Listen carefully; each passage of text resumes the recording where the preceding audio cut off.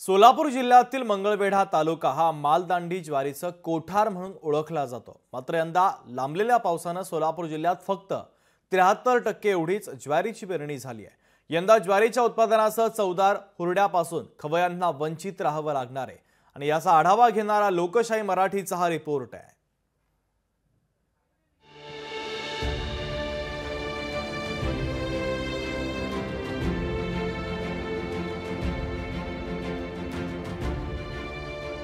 सोलापुरातील मंगळवेढा तालुका ज्वारीचं कोठार म्हणून ओळखला जातो। या ज्वारीला देशभरात मागणी असते। विशिष्ट चवीमुळे या ज्वारीला जीआय मानांकनही मिळाले। रब्बी हंगामात सरासरी 35,457 हेक्टरवर ज्वारीची पेरणी झाली होती।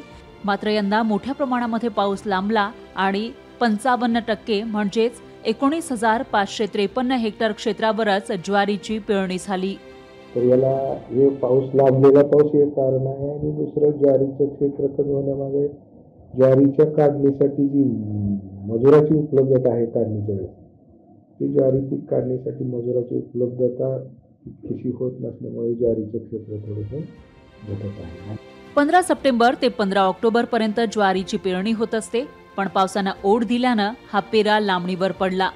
त्याचबरोबर वाढलेला लागवड खर्च, वाढलेली मजुरी ही कारणं सुद्धा ज्वारीची लागवड कमी होण्यासाठी महत्त्वाची आहेत। यंदा ज्वारीचं उत्पादन निम्म्यावरच होणार असल्यानं शेतकऱ्यांमध्येही चिंतेचं वातावरण आहे। मात्र उत्पादन घटल्यानं ज्वारीला चांगला दर मिळू शकतो अशी आशाही आहे। मजुरांचे वाढलेले रेट असतील या सगळ्या गोष्टीमुळे शेतकरी फार अडचणीत येत आहे। त्यामुळे तो ज्वारीपासून बाजूला जात आहे।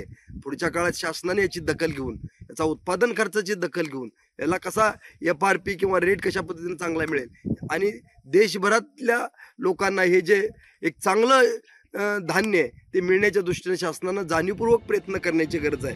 मंगळवेढ्याच्या माळरानावर थोड्याशा पावसावर उच्च प्रतीच्या ज्वारीचं उत्पादन घेतलं जातं। मात्र हे सगळं समीकरण निसर्गावर अवलंबून आहे। त्यामुळे इथं सिंचन वाढवणं गरजेचं असल्याचं शेतकऱ्यांचं म्हणणं आहे। सरकार काय पावलं उचलतं हे पाहणं औत्सुक्याचं ठरणार आहे। अभिराज उबाळेसह वसीम अत्तार, लोकशाही मराठी, सोलापूर।